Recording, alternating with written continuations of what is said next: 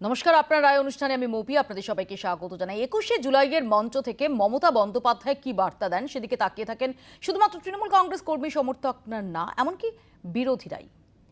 এবারের 21শে জুলাই সেটা নিঃসন্দেহে আলাদাভাবে নজর কেড়েছিল, কারণ এবার প্রথম রাজ্যের বাইরেও এই ভার্চুয়াল সমাবেশ সেটা পালনে উদ্যোগী হয়েছিল তৃণমূল কংগ্রেস।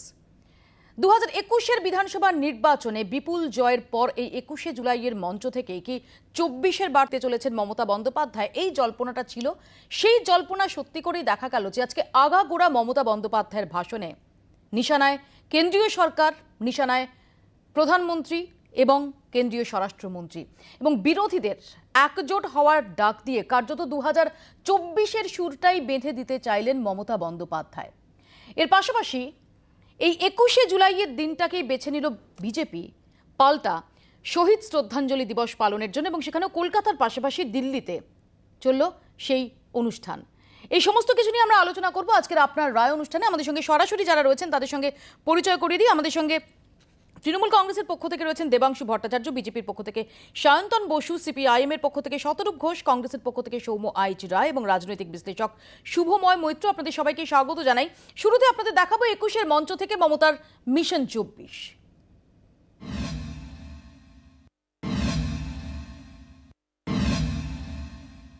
बंगाल दिखा दिया।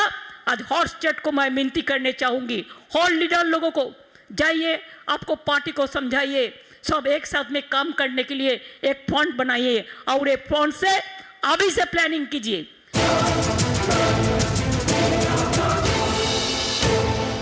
21-এর ভোটে বিজেপির চ্যালেঞ্জ সামলে নবান্ন দখলে রেখেছে তৃণমূল। এবার সামনে মিশন 24। দিল্লি থেকে বিজেপিকে হঠাতে এখন থেকেই বিরোধীদের জোট করার বার্তা দিলেন মমতা বন্দ্যোপাধ্যায়। বুধবার 21-এর মঞ্চ থেকে বললেন, দেশ বাঁচাতে বিরোধীদের এককাট্টা হতেই হবে। अगर डिजीज होने का साथ साथ में आप डिजीज को रुकने के लिए कोई बंदोबस्त करते हैं, ट्रीटमेंट करते हैं ठीक से, तो पेशेंट अच्छा हो जा सकता है। तो अभी आपका टाइम है, जितना दिन आप वेस्ट करोगे इतना दिन ही नष्ट होगा। नेक्स्ट वीक में हम भी दिल्ली में जाने वाला हो, ये 3 दिन में अगर आप एक मीटिंग कर सकता है तो हम लोग at least we can sit together, at least we can talk. শুধু জোটের সলতে পাকানোই নয়, বিরোধী জোট ক্ষমতা এলে মানুষের জন্য কি কি করবে তার আভাসও দিয়ে রাখলেন তৃণমূল নেত্রী। দাবি করলেন গুজরাট নয়, উন্নয়নে মডেল বাংলায়। It will be our promise to the people.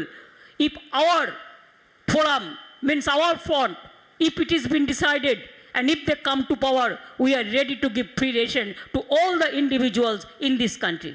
We give the free ration in Bengal.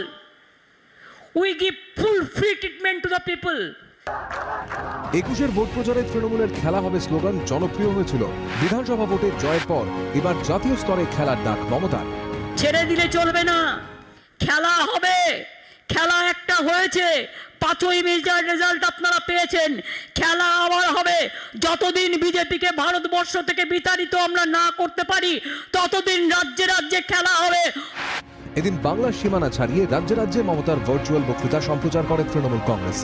Delhi, Gujarat, Uttar Pradesh, অসমে জায়ান্ট স্ক্রিনে দেখানো হয় মমতার ভাষণ। সেই উপলক্ষে দিল্লির কনস্টিটিউশন হলে উপস্থিত ছিলেন কংগ্রেসের পি চিদম্বরম, দিগ্বিজয় সিং, এনসিপির শরদ পাওয়ার, ছিলেন সমাজবাদী পার্টির জয়া বচ্চন, শিবসেনার প্রিয়াঙ্কা চতুর্বেদী, আপের সঞ্জয় সিং রাও। যদিও বিজেপি নেতা অমিত মালব্যের টুইটে দাবি করেন, ফ্রন্ট করার লক্ষ্যে মমতা কলকাতায় বিরোধী সমাবেশ করতে চান।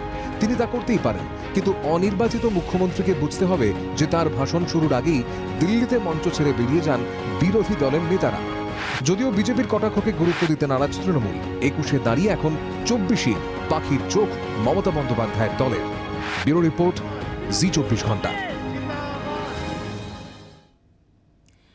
সায়ন্তনের কাছে শুরুতেই যাব। সায়ন্তন, সরাসরি বিজেপিকে হটানোর ডাক দিলেন মমতা বন্দ্যোপাধ্যায়, এবং খুব ইন্টারেস্টিং যে আজকে যে কনস্টিটিউশন ক্লাবে এই ভার্চুয়াল সমাবেশ পালনের যে কর্মসূচি ছিল সেখানে আমরা দেখলাম একটু বেলা গড়াতেই পি চিদম্বরম থেকে শুরু করে দিগ্বিজয় সিং থেকে শুরু করে শরদ পাওয়ার, তারা একে একে, জয়া বচ্চন, তারা একে একে হাজির হলেন।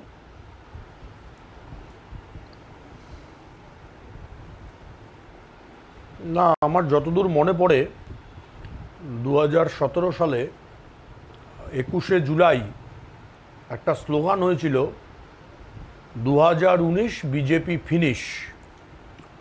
একই সঙ্গে বলা হয়েছিল যে ফেডারেল ফ্রন্ট করতে হবে। তখন তো ফিজিক্যাল মিটিং ছিল, মঞ্চ থেকে বলা হয়েছিল, আপনারা আর্কাইভে দেখতেও পারেন, মঞ্চ থেকে স্লোগান হয়েছিল গুজরাটে তৃণমূল, মধ্যপ্রদেশের তৃণমূল, আসামের তৃণমূল। কাজে এর আগে এটা হয়েছে, এমন নয় যে প্রথমবার হচ্ছে। দ্বিতীয় যে বিষয়টা আপনি আমাকে জিজ্ঞাসা করলেন, শরদ পাওয়ার, পি চিদম্বরম যারা দিল্লির কনস্টিটিউশন ক্লাবে উপস্থিত ছিলেন, হ্যাঁ উপস্থিত ছিলেন। আবার আমি সংবাদ সংস্থার খবরেই দেখলাম যে আমাদের রাজ্যের মুখ্যমন্ত্রীর ভাষণ শুরু হওয়ার আগেই তারা কনস্টিটিউশন ক্লাব ছেড়ে চলে গেছেন। এটাও হয়েছে। দেখুন, এগুলোর কোনো গুরুত্ব নেই, বাস্তবটা বুঝতে হবে। সেটা হচ্ছে ভাষণ শুনলেন বা চলে গেলেন, এতে কিছু হয় না। পশ্চিমবঙ্গের বাইরে আদৌ তৃণমূল কংগ্রেস আছে কোথায়? বরাকর নদী পেরিয়ে গেলে ঝাড়খণ্ড শুরু হয়, সেই ঝাড়খণ্ডে তৃণমূল কংগ্রেসের কোনো নাম কেউ শুনেছে? কিংবা আমাদের আলিপুরদুয়ার পেরিয়ে গেলে কোকরাঝাড়, নিউ বনগাঁইগাঁও, অথবা কুচবিহারের পাশে ধুবড়ি, আসাম রাজ্য, সেখানে তৃণমূল কংগ্রেসের কোনো কিছু আছে? বারবার লোকসভা ভোটের আগে এগুলো বলা হয়, বলা যেতেই পারে, কিন্তু বাস্তবিক অবস্থাটা খুব ক্লিয়ার আছে। দেবাংশু, শান্তদের সেটা বক্তব্য হচ্ছে যে বারবারই শরদ পাওয়ার, মমতা লোকসভা ব্যানার্জির নির্বাচনের সঙ্গে আগে কেন থেকে ইলেকট্রাল আপনারা জোট করতে এই হবে? ফেডারেল ফ্রন্ট বা চতুর্থ ফ্রন্ট বা বিরোধী জোট তার একটা অবয়ব দেওয়ার চেষ্টা করেন, যেটা এমনকি 2019-এর আগেও হয়েছে। এবং বারবার বিজেপির তরফ থেকে যে প্রসঙ্গটা আনা হচ্ছে যে 2019-এর 19শে জানুয়ারি ব্রিগেডের যে সমাবেশ, সেখানেও একটা বিরোধী ঐক্যের একটা অবয়ব দেখা গিয়েছিল, কিন্তু সেটা পরবর্তীকালে আর স্পষ্ট হতে দেখা যায়নি। সেই রেফারেন্স টেনেই তারা সর্বভারতীয় ক্ষেত্রে আপনাদের অস্তিত্ব সম্পর্কে প্রশ্ন তুলছেন। দেখুন, প্রথমেই জি 24 ঘন্টার সকল দর্শককে শুভ সন্ধ্যা জানাই এবং যে 13 জন শহীদের উদ্দেশ্যে আজকের দিন, তাদের প্রত্যেককে স্মরণ করি।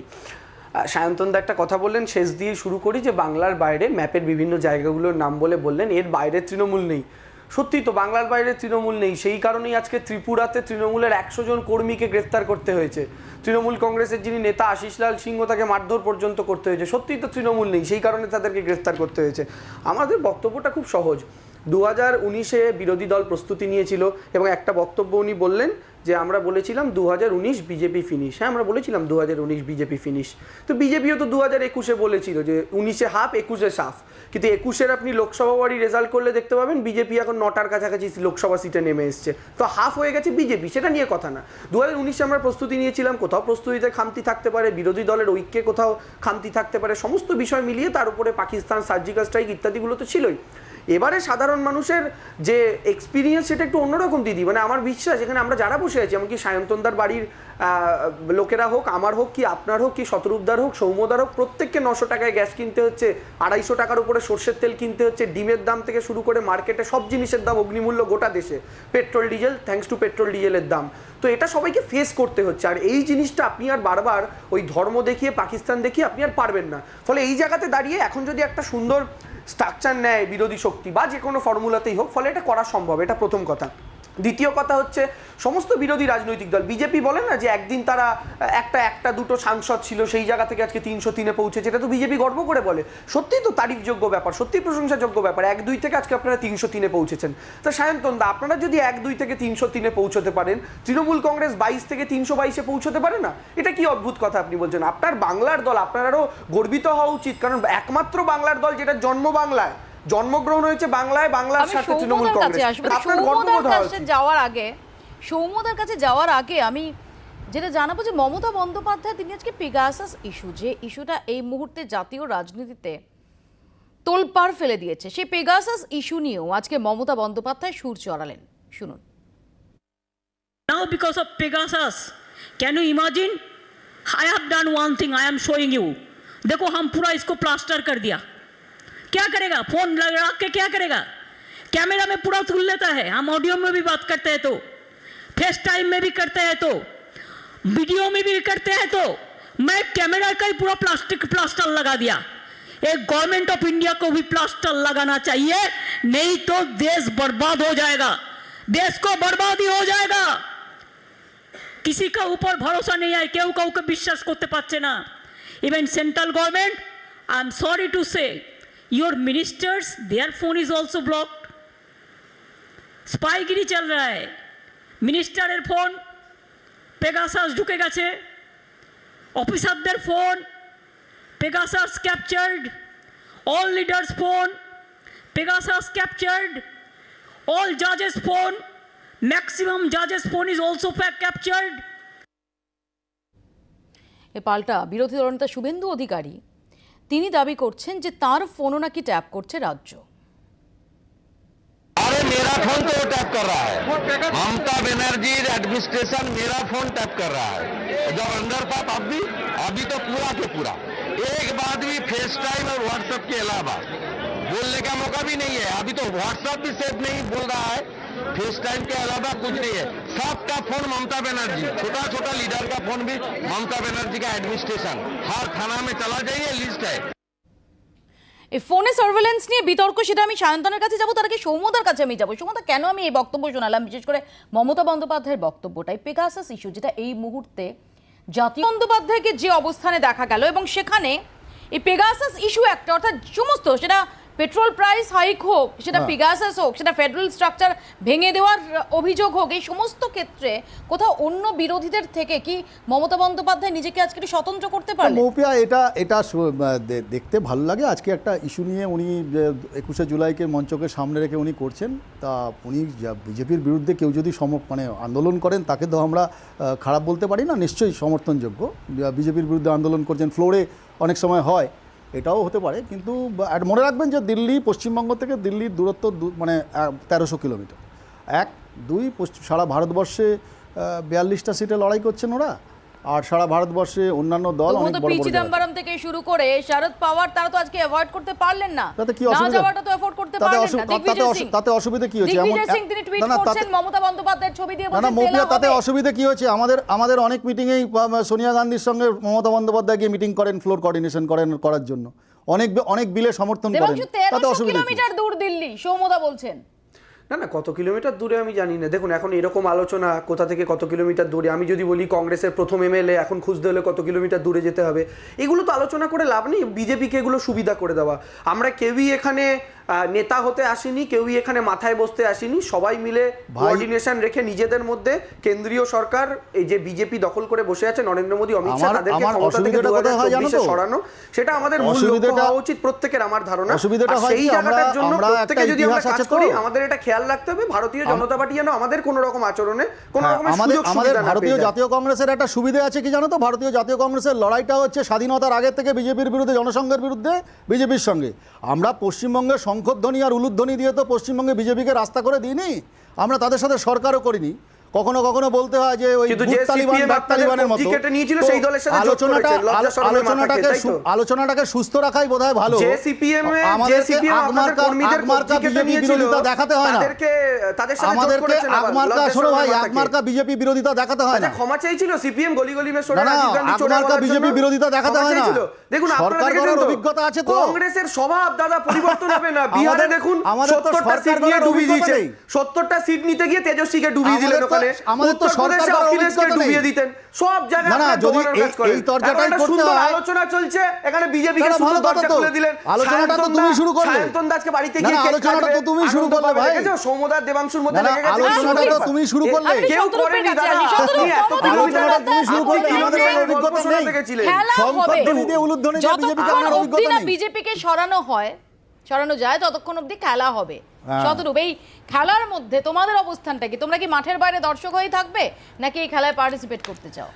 দেখুন মৌপিয়াদি, প্রথম কথা আমি বলি যে আমি দেবাংশুর একটা কথার সাথে একমত, যে সত্যি সায়ন্তনদার গর্বিত হওয়া উচিত তৃণমূল কংগ্রেসকে বা মমতা বন্দ্যোপাধ্যায়কে নিয়ে, যদি উনি প্রধানমন্ত্রী হতে পারেন। দুটো কারণে। দেবাংশু একটা কারণ বললো যে দলটা বাংলায় জন্মেছে, সায়ন্তনদার রাজ্যে জন্মেছে, এবং দ্বিতীয় কারণ যেটা দেবাংশু বলতে ভুলে গেল, তা হচ্ছে দেবাংশুর দলটা সায়ন্তনদার দলের হাত ধরেই জন্মেছে।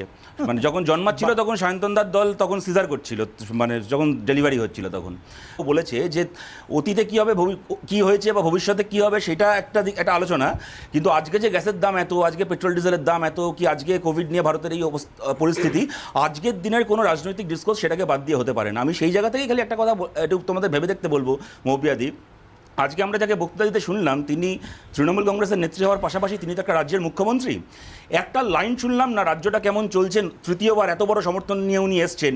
এবার এই রাজ্যে বকেয়া টেট পরীক্ষা, এসএসসি পরীক্ষাগুলো হবে কিনা, দুয়ারে রেশনটা সত্যি মানুষের দুয়ারে পৌঁছবে কিনা। মমতা বন্দ্যোপাধ্যায় বলেছেন যে তারা ফ্রিতে রেশন দেন, সেটা তো প্রতিশ্রুতি দিয়েছেন যে ক্ষমতা এলে দেশ জুড়ে ফ্রিতে রেশন দেবেন। আমি ওনার পুরো বক্তৃতা শুনেছি, আয়ুষ্মান নয়, আমি পুরো শুনেছি, আমি ওনার পুরো, আমি জানি উনি কি বলেছেন মোবিয়াদি, আমি পুরো ওনার বক্তৃতা শুনেছি। আমি তোমাকে বলছি দেখো আমি খুব সম্ভবত খুব ভুল বলছি না, আমি জাস্ট আমার কথাটা শেষ করিনি মোবিয়াদি, আমায় 5 সেকেন্ড দাও। তুমি যদি একটা জিনিস খেয়াল করে দেখো, আজকে যে উনি ভোটে, লোকসভা ভোটের আগে বা বিধানসভার আগে বলছিলেন না বহিরাগত হিন্দিতে ভাষণ দিচ্ছে, বাংলা এসে ইত্যাদি, আজকে দেখবে তুমি মমতা বন্দ্যোপাধ্যায়ের পুরো ভাষণটা হচ্ছে 80% হয় হিন্দিতে না হলে ইংলিশে। মানে গোটা ভাষণটাই উনি কেটার করলেন গোটা ভারতবর্ষের মানুষকে, কিছু অন্য বিরোধী দলকে একটা সারা ভারতের নেত্রী হওয়ার চেষ্টা, উনি সে চেষ্টা করুন, সেটাকে স্বাগত, আমি তার বিরোধিতা করছি না।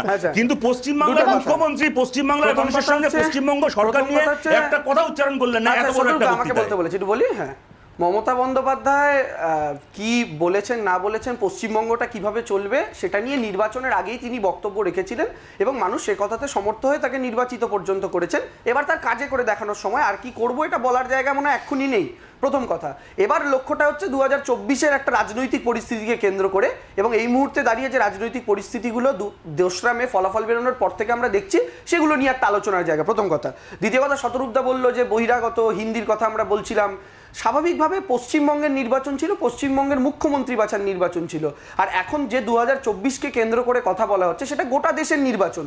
গোটা দেশের নির্বাচনে পশ্চিমবঙ্গ একটা ঘর, মহারাষ্ট্র একটা ঘর, বিহার একটা ঘর, গুজরাট একটা ঘর, আবার পশ্চিমবঙ্গের বিধানসভা নির্বাচনে হাওড়া, আলিপুরদুয়ার, উত্তর দিনাজপুর এগুলো এক একটা ঘর। ফলে এটা শতরূপদার মতো একজন এত বড় পণ্ডিত রাজনৈতিক ব্যক্তিত্ব এই ভুলটা এত সিলি মিস্টেক করবেন বলে আমার তো মনে হয় না, প্রথম কথা। দ্বিতীয় কথা, আর থার্ড, আমি যে কথাটা বলতে চাই, এই মুহূর্তে দাঁড়িয়ে 2024-কে কেন্দ্র করে আমাদের লক্ষ্যটা খুব স্পষ্ট।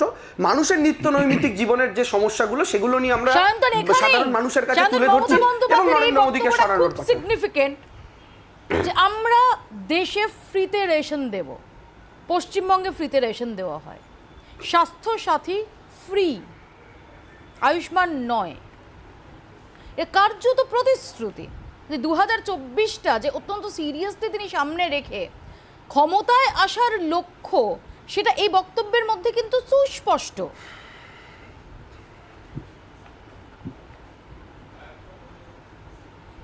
না, পশ্চিমবঙ্গ বিধানসভা ভোটের আগে তো ফ্রিতে রেশন দেওয়ার কথা বাংলার মানুষকে বলেছেন, দুয়ারে রেশন দেওয়ার কথা বলেছেন। 3 মাস হয়ে গেল ক্ষমতায় এসছেন, এখানে এখনও সেভাবে আমরা দেখিনি। দ্বিতীয় কথা, চাকরির বিষয়টা বলেছিলেন, এখন দেখছি চাকরি প্রার্থীদেরকে লাঠিপেটা করছেন। 2 দিন আগে কলকাতার ভবানী ভবনের সামনে যে ঘটনা ঘটেছে, আমি মুখ্যমন্ত্রীর ভাষণ দেখেছি, সবই বলেছেন, করোনা, কোভিড, গঙ্গায় লাশ অনেক বলেছেন, জাল ভ্যাকসিনটা শুধু বলেননি, দেবাঞ্জনের কথা শুধু বলেননি। সারা ভারতবর্ষে সব সরকার ব্যর্থ, মোদী সরকার তো খুব খারাপ, কিন্তু মুখ্যমন্ত্রী যদি বলতেন যে ভারতবর্ষের আর কোথায় জাল ভ্যাকসিন পাওয়া যায়, কেন্দ্রের সরকার বিনামূল্যে ভ্যাকসিন দিচ্ছে, সেটা জাল করে পশ্চিমবঙ্গে বিক্রি হচ্ছে বা পশ্চিমবঙ্গে ক্যাম্প করে হচ্ছে, আপনারা যদি পশ্চিমবঙ্গের বাইরে কোথাও হচ্ছে, এটা একটু দেখান, একটু বলতেন ভালো হতো। আপনারা যদি উত্তরপ্রদেশে বিজেপি সরকারের আমলে হচ্ছে, আমি বলছি আপনারা যদি এই এক্সপেকটেশনই রাখেন যে দেবাঞ্জন জাল ভ্যাকসিন নিয়ে মমতা ব্যানার্জি করবেন, তাহলে এত ঘটা করে শুভেন্দু অধিকারী, দিলীপ ঘোষ আজকে কি করতে মিটিং করলেন? এগুলো তো আপনাদের বলার কথা, আর এই সবগুলো বলেছেন বলেই তো বিধানসভা। একেবারে মানে খুব অত্যন্ত গুরুত্বপূর্ণ প্রশ্ন। বৈশিষ্ট্যের দিক দিয়ে আমরা যদি সাধারণভাবে ভাবি, কোভিড পরিস্থিতিতে বেশ দায়িত্বশীল একটা কাজ করা হয়েছে, কিন্তু তার চেয়ে বড় কথা হলো 21শে জুলাই মূলত রাজ্যের সীমানা ছাড়িয়ে একেবারে একটা জাতীয় স্তরের রাজনীতিতে প্রভাব ফেলার চেষ্টা করেছে। এবং এই জায়গায় যেটা শতরূপ হয়তো একটু মজা করেই বলেছে, কিন্তু মুশকিল হলো 21শে জুলাই যে ইস্যুর ওপর দাঁড়িয়ে, সেই ইস্যুতে কিন্তু সত্যিকারেরই বামপন্থীদের সেই মিটিংয়ে যোগ দেওয়াটা শক্ত ছিল। হয়তো এই ধরনের আরেকটা মিটিং 21শে জুলাই বাদ দিয়ে অন্য জায়গায় করলে তারাও হয়তো বিজেপির বিরুদ্ধে লড়াই করতে পারতেন। আমি একটাই অন্য প্রশ্ন রাখবো, সেটা হচ্ছে আজকে মমতা বন্দ্যোপাধ্যায় জাতীয় স্তরে বক্তব্য রাখলেন এবং আমাদের পশ্চিমবঙ্গে একটা ইউফোরিয়া তৈরি হলো। সত্যিই তো আমাদের বাংলার একজন নেত্রী ভারতের নেত্রী হওয়ার পথে এগোনোর চেষ্টা করছেন। ঠিক যেমন আমাদের এখান থেকে আইএএস এ কেউ যদি প্রথম দিকে স্থান পান আমাদের ভালো লাগে, আইআইটিতে পেলে ভালো লাগে, কিন্তু অন্যদিকে যে প্রশ্নটা করতে হবে সেটা হচ্ছে তামিলনাড়ুর কোনো একটা গ্রামের কেউ তিনি কি আজকে এই ভাষণটা দেখে ভাবলেন যে এইটা দেখার ফলে বিজেপি বিরোধিতার জায়গায় তিনি স্টালিনকে আরো বেশি সমর্থন করবেন? অর্থাৎ সামনের 2024 নির্বাচনের নেসেসারি যে কন্ডিশন, হ্যাঁ সেটা মমতা বন্দ্যোপাধ্যায় করলেন, কিন্তু সাফিসিয়েন্ট কন্ডিশন অর্থাৎ তাকে দেখলো কিনা মানুষগুলো, প্রতীকীভাবে গুজরাটে দেখলো মানুষ, দিল্লিতে কনস্টিটিউশন ক্লাবে দেখলেন মানুষ, কিন্তু সাধারণভাবে সারা ভারতকে এক করার জন্য ভারতের নেত্রী উনি হয়ে উঠতে পারলেন কিনা, তার জন্য সেই বিবর্তনটার জন্য আরো অনেকটা সময় অপেক্ষা করতে হবে। এবং আপের যে রাজনৈতিক যে এভলিউশন, অর্থাৎ তারাও সারা ভারতে ছড়িয়ে পড়ার চেষ্টা করেছিল, বামপন্থীরাও এক সময় চেষ্টা করেছিল, সিপিআইএম সত্যিই তো অনেক জায়গায় ছড়িয়েছিল, কিন্তু যে বাধাটা রয়ে গেছে, যে জায়গাটায় কংগ্রেস সফল হয়েছিল, বিজেপি সফল হয়েছে, সেই জায়গাটায় তিনি পৌঁছতে পারবেন কিনা সেটা এই মুহূর্তে আমার মনে হয় না বলাই ভালো। খুব সংক্ষেপে খুব সংক্ষেপে জাস্ট দুটো কথা বলছি। প্রথম কথা হচ্ছে যে দেখো 2024-এর পরে দেবাংশু যেটা বললো, 2024-এর পরে মমতা ব্যানার্জি ভারতের প্রধানমন্ত্রী হয়ে যেতে পারেন, উনি ইউনাইটেড নেশনসের মহাসচিব হতে পারেন, উনি বিশ্বব্রহ্মাণ্ডের চেয়ারম্যানও হয়ে যেতে পারেন। কিন্তু ঘটনা হচ্ছে আজকে যখন পশ্চিমবাংলার মুখ্যমন্ত্রী 21শে জুলাই নিয়ে বক্তৃতা দিচ্ছিলেন, ঠিক সেই সময় কলকাতা মেডিকেল কলেজের বাইরে একজন মানুষ হিমোগ্লোবিন সামান্য এক ইউনিট রক্ত না পেয়ে হাসপাতালে ভর্তি হতে না পেরে অ্যাম্বুলেন্সে মারা গেছেন। আজকের ঘটনা তোমরাও দেখিয়েছো, গোটা বাংলার মিডিয়া দেখাচ্ছে। আমার একটাই বক্তব্য ছিল, আপনি আপনার পলিটিক্যাল অ্যাম্বিশন নিয়ে যা ইচ্ছে তাই বলুন। 2019-এর আগেও ব্রিগেডে মিটিং করেছিলেন, তখনও মিডিয়াতে সন্ধ্যাবেলা এরকম আলোচনা হয়েছিল যে বোধহয় এবার তেজস্বী কেজরিওয়াল সবাই ওনাকে সমর্থন করবে প্রধানমন্ত্রী হওয়ার জন্য। পরে আমরা দেখলাম কেজরিওয়ালও চলে গেল, তেজস্বীও চলে গেল, হাতে রইল দেবাংশু। তো এবারও সেরকমই হবে নাকি সত্যি সত্যি উনি আগামী দিনে গোটা ভারতবর্ষের বিকল্প মুখ হিসেবে উঠে আসবেন? সময় বলবে। কিন্তু আজকে পশ্চিমবাংলার একজন মানুষ এটা আশা করবেন কিনা যে পর ফিরে আসছি আপনার রায় নিয়ে, দেখতে থাকুন জি 24 ঘন্টা।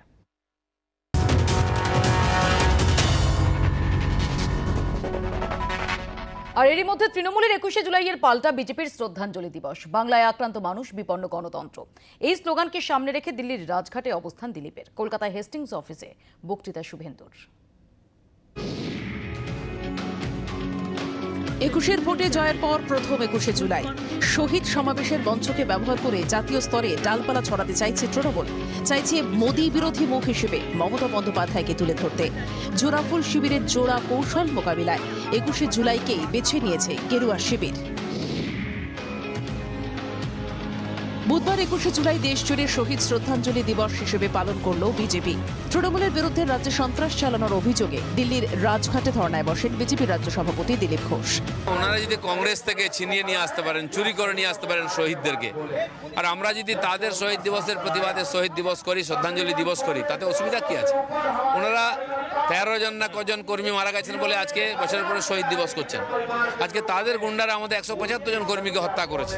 কলকাতায় হেস্টিংসের অফিসে শহীদ দিবস পালন করেন শুভেন্দু অধিকারী সহ রাজ্য বিজেপির অন্য নেতারা। আমরা এই লড়াই শেষ দেখতে চাই।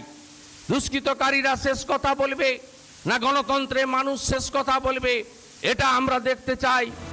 শহীদ দিবস পালন করতে হঠাৎ 21শে জুলাইকেই কেন বেছে নিল গেরুয়া শিবির?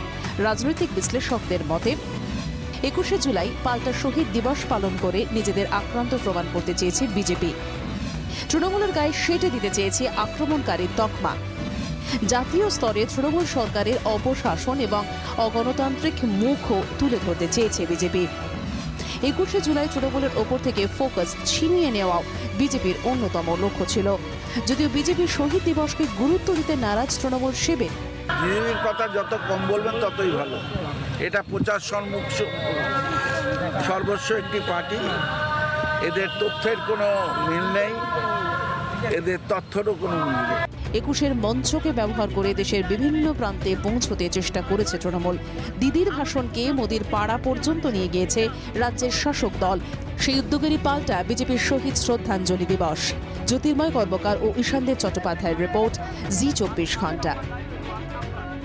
দেবাংশু, যে সময় দাঁড়িয়ে মোদি, অমিত শাহ এবং তাদের সরকারের ব্যর্থতার দিকে আঙুল তুলছো তোমরা, যে সময় দাঁড়িয়ে সেখানে বিকল্প মমতা বন্দ্যোপাধ্যায় এটা প্রজেক্ট করতে চাইছো, ঠিক সেই সময়, ঠিক সেই দিনটাকে বেছে নিয়ে বিজেপি কলকাতা এবং সেই রাজধানীতে এই আঁচটা নিয়ে ফেলতে চাইছে যে পশ্চিমবঙ্গে অর্থাৎ মমতা বন্দ্যোপাধ্যায়ের রাজত্বে সেখানে আইন শৃঙ্খলা পরিস্থিতির অবনতি হয়েছে, সেখানে বিরোধীরা তাদের উপর অত্যাচার নেমে আসছে। সেই একই দিনটাকে বেছে নেওয়া, এটা একটা কৌশল। না না, দেখুন বিজেপি তো একটু টুকলি করতে ভালোবাসে। মমতা বন্দ্যোপাধ্যায়ের কন্যাশ্রী নিয়ে বেটি বাঁচাও বেটি পড়াও করলো, নির্মল বাংলা নিয়ে স্বচ্ছ ভারত অভিযান করলো, তো এইটাকেও করেছে, অসুবিধার কিছু নেই, তারা তাদের মতো করতে পারে। দিলীপ ঘোষ তো বলছেন যে না, কংগ্রেসের থেকে যদি তোমরা 21শে জুলাই ছিনিয়ে নিতে পারো, শহীদ দিবস ছিনিয়ে নিতে দিলীপ পারো। বাবু, দেখুন দিলীপ বাবুর রাজনৈতিক, তিনি তো বুদ্ধিমান মানুষ বলেই আমি জানতাম, যাই হোক হয়তো ভুল ধারণা। তৃণমূল কংগ্রেস তো কংগ্রেসের থেকে জন্ম হওয়া একটা রাজনৈতিক দল। মমতা বন্দ্যোপাধ্যায়ের রাজনৈতিক জীবন তো শুরু কংগ্রেস থেকে, এবং এই ঘটনাটাও তো তিনি কংগ্রেসে থাকাকালীন ঘটেছিল। ফলে স্বাভাবিকভাবেই তৃণমূল কংগ্রেস আর কংগ্রেসের সাথে উনি যদি মানে বিজেপিকে যুক্ত করে ফেলেন, তাহলে তো আমি জানি না কি কথা বলতে চাইছেন, প্রথম কথা। আর দ্বিতীয় কথা হচ্ছে, এই 21শে জুলাই তারিখে দিলীপ বাবুরা এটা করেছেন, মেনলি তো প্রোগ্রামটা ভার্চুয়ালি হয়েছে। আপনি ভার্চুয়ালি ভিউয়ারশিপ কাউন্ট দেখুন, অল ইন্ডিয়া তৃণমূল কংগ্রেসের সোশ্যাল মিডিয়া পেজে এবং বিজেপি সোশ্যাল মিডিয়া পেজে, মানে মানুষ শুধুমাত্র ইভিএম এ বা ব্যালটে রিজেক্ট করেছে তাই নয়, মানে বিজেপিকে সোশ্যাল মিডিয়া তো রিজেক্ট করে দিয়েছে। সায়ন্তন,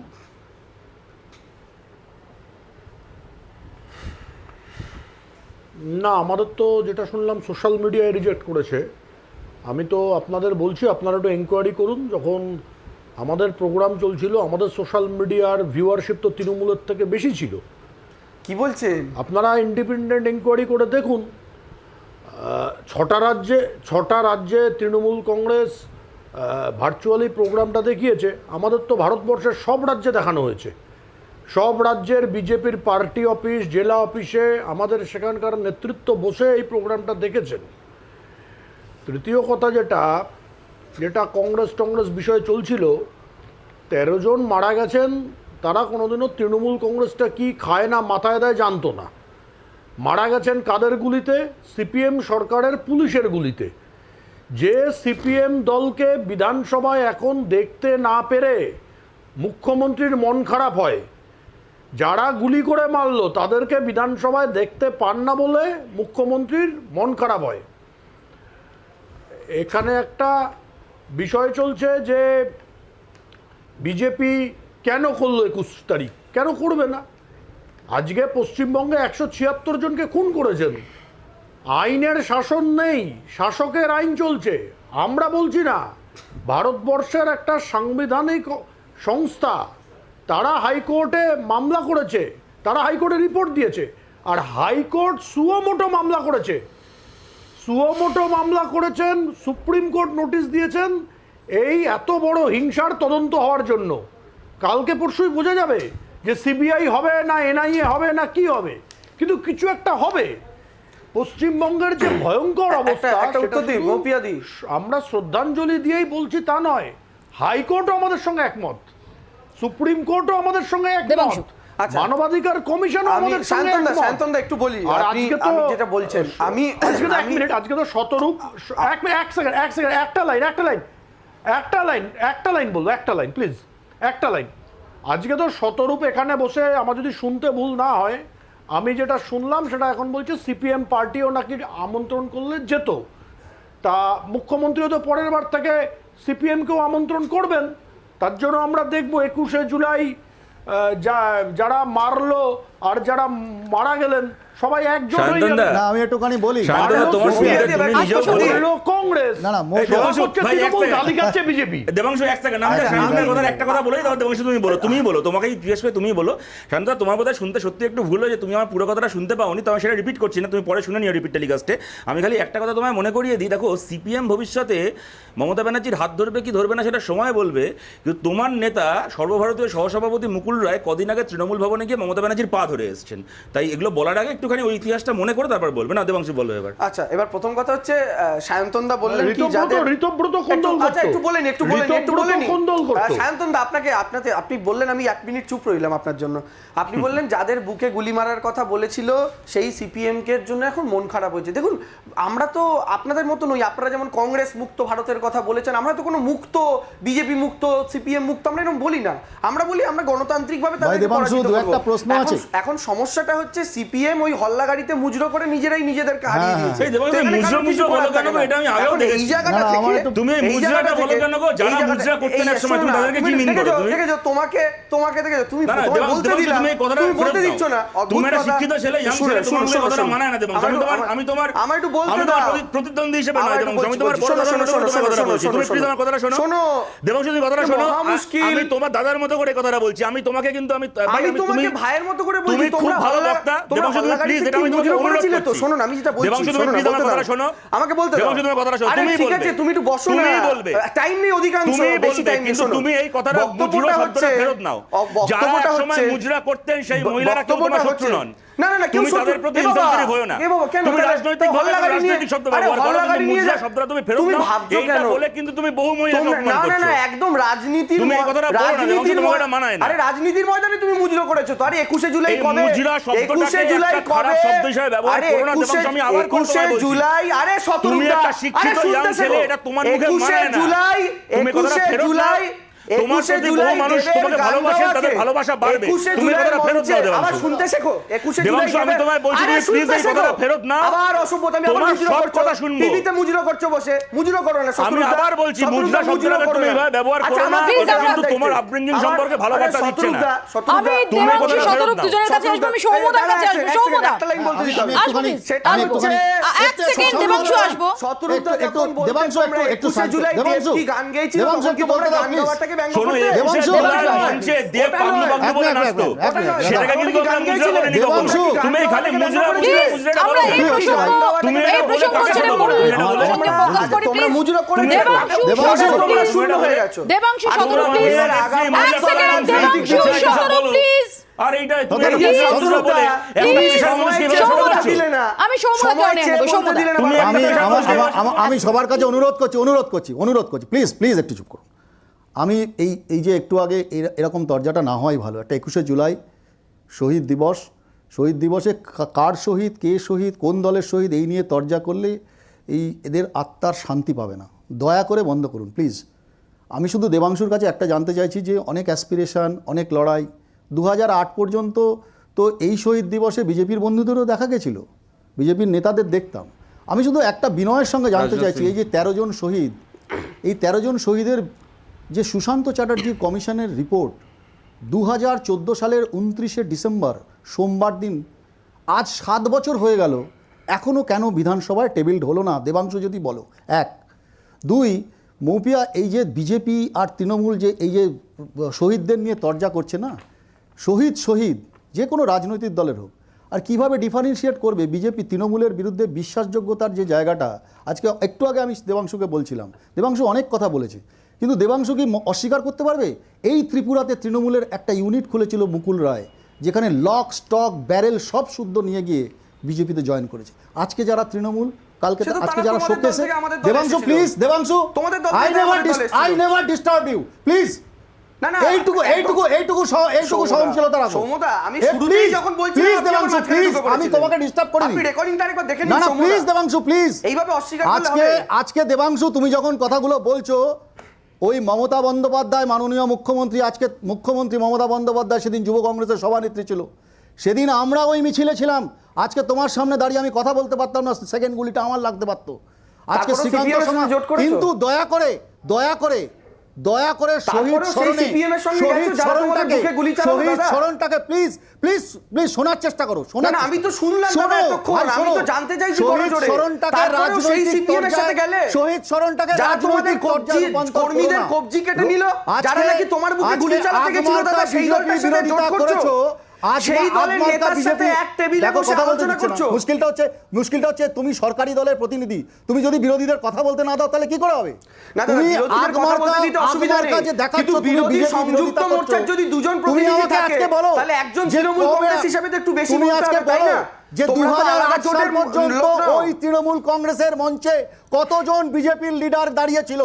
আজকে যারা, তাই বিশ্বাসযোগ্যতার প্রশ্ন আজকে বলো যে গান্ধীবাদী আন্দোলনের সোনিয়া গান্ধী রাহুল গান্ধীকে গিয়ে করবে? যাদের মমতা ব্যানার্জি ছাড়া চলে না, এই প্রশ্নটা একটু সোনিয়া গান্ধী রাহুল গান্ধীকে করো না, মমতা ব্যানার্জি ছাড়া যাদের চলে না। আর তোমরা না সত্যি বলছি না, বিজেপির প্রত্যেকটা প্ল্যানিং, বিজেপির প্রত্যেকটা প্ল্যানিং তোমরা আর সিপিএম মিলে সাকসেসফুল করে এসেছো। এই যে আসবো এক সেকেন্ড শুভমদা, একটু আগে যে আলোচনাটা হচ্ছিল যে যখনই আমরা দেখেছি যে হ্যাঁ বিজেপি বা কংগ্রেস তাদের সর্বভারতীয় স্তরে তারা যেভাবে তাদের ছাপ ফেলতে পেরেছে আঞ্চলিক দলগুলোর ক্ষেত্রে, আঞ্চলিক শক্তিগুলোর ক্ষেত্রে দেখা গেছে যে ফাইনালি সেটা তৃতীয় ফ্রন্ট হোক, সেটা ফেডারেল ফ্রন্ট হোক বা অন্য যে কোনো নামই হোক না কেন, সেটা ফাইনালি ঠিক মতো শেপটা পেয়ে উঠতে পারেনি। তার অনেকগুলো কারণও রয়েছে, যার মধ্যে রয়েছে একটা আঞ্চলিক শক্তি, তার যে লোকাল কিছু কন্ডিশনস থাকে, লোকাল কিছু কম্পালশনস থাকে, এই সমস্ত কিছু। সেখানে দাঁড়িয়েও আজকের এই 21শে জুলাই দিল্লিতে এই বিরোধীদের সেখানে যোগদান দেওয়া বা মমতা বন্দ্যোপাধ্যায়ের এখনই ফ্রন্ট করার ডাক, সেটাও ফাইনালি কত দূর অবধি, অর্থাৎ তার সামনে রাস্তাটা কতটা স্পষ্ট দেখা যাচ্ছে? মানে এই গোটা বিষয়টা তো এই মুহূর্তে খুব পরিষ্কার হতে পারে না, এটা তো বুঝতে হবে। আপনি যদি আজকে ভাবার চেষ্টা করেন যে এই যে 2022-এ একটা বিশ্বকাপ ফুটবল হবে বা 2030-এর বিশ্বকাপ ফুটবলে আমরা কিভাবে তৈরি হচ্ছি, এভাবে চট করে বোঝা যায় না, পরিস্থিতির পরিবর্তন হয়। এবার মূল কথা হচ্ছে আগের কিছু উদাহরণ আছে যেগুলো দেখিয়েছে যে কংগ্রেস এবং বিজেপি এদের যে মোট আসনের যোগফল এটা 300 থেকে 350-এর মধ্যে থাকে। এবার এটা বদলাতে কি পারে না? নিশ্চয়ই আমি একটু জাস্ট অ্যাড করি শুভমদা, একটু ক্লিয়ারলি আমার নিজের বোঝার জন্য, যে মোদি বিরোধী জোট শক্তিগুলোর যে একজোট হওয়ার প্রয়োজন রয়েছে এটা বিরোধীরা বলছেন, কিন্তু এই যে অ্যাঙ্কারের রোলটা কে নেবেন, অ্যাঙ্কারের রোলটা তো ভীষণ ইম্পর্টেন্ট। সেই অ্যাঙ্কারের রোলটা কংগ্রেস নেবে, কংগ্রেস নিলে তার কার্যকারিতাটা বেশি হতে পারে, নাকি মমতা বন্দ্যোপাধ্যায় বা অন্য কোনো আঞ্চলিক শক্তি তারা যদি এই অ্যাঙ্কারের রোলটা নেন তার কি কার্যকারিতা হতে পারে? এখন তো নিশ্চয়ই আর 3 বছরেরও কম সময় রয়েছে লোকসভা নির্বাচন থেকে। যদি বিরোধীরা সত্যি সিরিয়াস এবং সিনসিয়ার হন এই জোটটার ব্যাপারে, তাহলে তো এই অ্যাঙ্কারের রোলটা নিয়ে ভাবনা চিন্তা করতে হবে। একদম। এবার সেটা কে প্রধানমন্ত্রী হবেন সেটা তো ভাবার দরকার নেই, কে একসঙ্গে সবাইকে আনবেন সেটা ভাবতে হয়।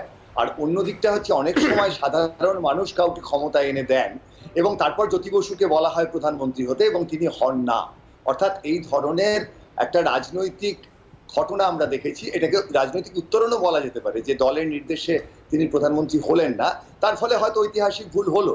কিন্তু প্রশ্ন হচ্ছে মমতা ব্যানার্জি নেতৃত্ব দিতে চাইছেন, অনেকে তাকে মানছে, এবার আগামী দিনে গোটা ভারত তাকে মানবে কিনা এটাই হচ্ছে প্রশ্ন। একটা জায়গা আসছে, যখন একটু আগে আমাদের এই চর্চাটা হচ্ছিল বারবার মনে হচ্ছিল যে কাহার বানায় দাদরা বাজাও, উল্টো পাল্টা মারছো চাটি, স্ববিরোধিতা তুমিই দেখছি রাজনীতিকে করবে মাটি। মূল যে গন্ডগোল হচ্ছে স্ববিরোধিতার জায়গাটা। ভারতবর্ষের রাজনীতিতে একদিকে যেমন বিজেপি, একদিকে তৃণমূল, কংগ্রেস, এনসিপি, শিবসেনা, এমনকি বামপন্থীরা যারা আজকে আসন কম পাচ্ছেন, তাদের স্ববিরোধিতাই কিন্তু মূল মুশকিল করবে একটা সোজাসুজি জোটের জায়গা। এবং আপনি লক্ষ্য করে দেখুন, এটাই কিন্তু সামনের দিনে সবচেয়ে বড় লড়াই। বিজেপি তো একটা দল, তাদের অনেকগুলো আসন আছে, তাদের নিজেদের মধ্যে স্ববিরোধিতা তারা হয়তো সামলে নিতে পারবে, কিন্তু একটা ছোট দলের স্ববিরোধিতা এবং তাদের একসঙ্গে হওয়া, এটা কিন্তু সত্যি খুব শক্ত কাজ। শুভমদা একটা জিনিস, শুভমদা একটা কথা শুধু আপনাকে বলি, যে এই যে একটা পারসেপশন দেওয়ার চেষ্টা করা হয় যে বিজেপি এককভাবে লড়াই, তা কিন্তু নয়। বিজেপি আগে 23টা দল, তারপরে 19টা দল একসঙ্গে নিয়ে। এখন সর্বভারতীয় ক্ষেত্রে কে লড়াইয়ের মুখ হবে সেটা নেওয়া তৈরি করা মানেই হচ্ছে যে প্রথম থেকেই এই লড়াইটাকে পিছিয়ে দেওয়া। এখন কেউ কোনো রাজনৈতিক দল তার পলিটিক্যাল অ্যাসপিরেশন থেকে এটাকে তৈরি করে। আমি তো দেখি না যে ইউনিফর্ম ডিস্ট্রিবিউশন অফ ফাইট। বিজেপির বিরুদ্ধে লড়তে গেলে শুধু উত্তরপ্রদেশ আর গুজরাট তো নয়, সারা ভারতবর্ষে কতগুলো সিটে কে কোথায় লড়াই করছে, এই বিষয়গুলো মাথায় রাখার প্রয়োজন। এবং তার সঙ্গে ট্রাস্টওয়ার্দিনেস, কতদিন ধরে আপনারা লড়াই করছেন, কিভাবে করছেন, হ্যাঁ সেই জায়গাটা থেকে তৈরি হয়। এখন লড়াইয়ের প্রথমেই আমাদের তো ভারতীয় ক্রিকেট টিমের ক্যাপ্টেন সিলেকশন নয়, পার্লামেন্টারি ডেমোক্রেসিতে পার্লামেন্টের সদস্যরা ঠিক করেন প্রধানমন্ত্রী কি হবেন। না, এখানে আমার সায়ন্তনের কাছে প্রশ্ন, যে সায়ন্ত একটা বক্তব্য, সেটা হচ্ছে যে শুধুমাত্র বিজেপি 35-37% ভোট, উল্টো দিকের ভোটটা বেশি, সুতরাং তাহলেই একজোট হলে বেশি আসন এসে যাবে। এত সহজ যদি রাজনীতি হতো তাহলে চতুর্থ শ্রেণীর পাটিগণিত দিয়ে কিন্তু কাজটা হয়ে যেত, এত রসায়ন লাগতো না। এখানে আমি সায়ন্তনের কাছে খুব সংক্ষেপে প্রশ্ন। সায়ন্ত, তুমি যেটা বলছিলে যে পশ্চিমবঙ্গের গণ্ডি পেরোলে তৃণমূল কংগ্রেস কি তাই নিয়ে কার কি যায় আসে, আমি যদি সেই যুক্তিটা, তোমার যুক্তিটা ধরে নিয়েও যদি আমি প্রশ্ন করি যে মমতা বন্দ্যোপাধ্যায় আজকে যখন 2024কে পাখির চোখ দেখছেন, এটা ধরে নেওয়া যায় যে তামিলনাড়ুতে তৃণমূল কংগ্রেস কতগুলো আসন পাবে সেটা কি তিনি আদৌ ভাবছেন, নাকি যেখানে যেখানে তিনি যে বার্তাটা দিতে চাইছেন যে যেখানে যেখানে যে শক্তি, যারা সেখানে যাদের প্রভাব রয়েছে, তাদেরকে বিজেপির বিরুদ্ধে আরও স্ট্রং হয়ে ওঠার জন্য মোটিভেট করা এবং সেখানে একজোট হওয়া, এই বার্তাটা যদি মমতা বন্দ্যোপাধ্যায় দেন বা যে কোনো এরকম একজন লিডার দেন, তিনি কোনো আঞ্চলিক শক্তির প্রতিনিধিও হতে পারেন, সেটা 2024-এ বিজেপির জন্য একটু হলেও কপালে চিন্তার ভাঁজ ফেলবে না, এটা নিশ্চিতভাবে বলতে পারো?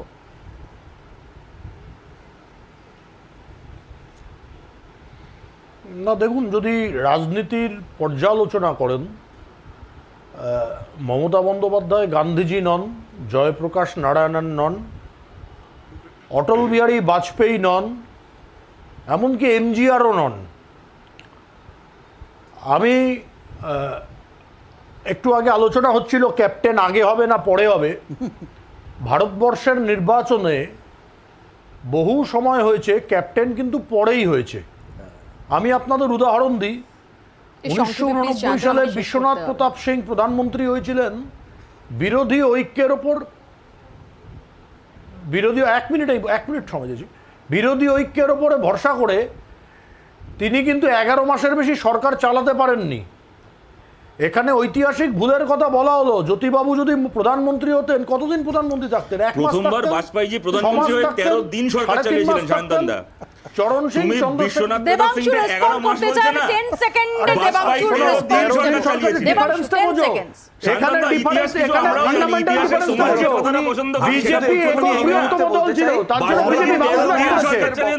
জন্য বিজেপি বাউন্স ব্যাক করেছে। মমতা বন্দ্যোপাধ্যায় বলতে চেয়েছেন যারা যাদের রাজ্যে পায়ের তলার মাটিটা শক্ত তারা সেই জায়গা থেকে লড়াইটা লড়ুন, এবং আমাদের আসল লক্ষ্য হওয়া উচিত 2024-এ নরেন্দ্র মোদীকে দিল্লি থেকে এটা বলার অপেক্ষা রাখে না যে আজকে 2021-এর মঞ্চ থেকে 2024-এর বার্তা দিলেন মমতা বন্দ্যোপাধ্যায়। সত্যি এরপর তার এই বার্তা মতো, তার এই আহ্বান মতো মোদী বিরোধী জোট সেটা কোনো শেপ পায় কিনা, এই সমস্ত কিছুর উত্তর ভবিষ্যতই দেবে। আপাতত আপনারা এখানেই শেষ করছি, দেখতে থাকুন জি 24 ঘন্টা।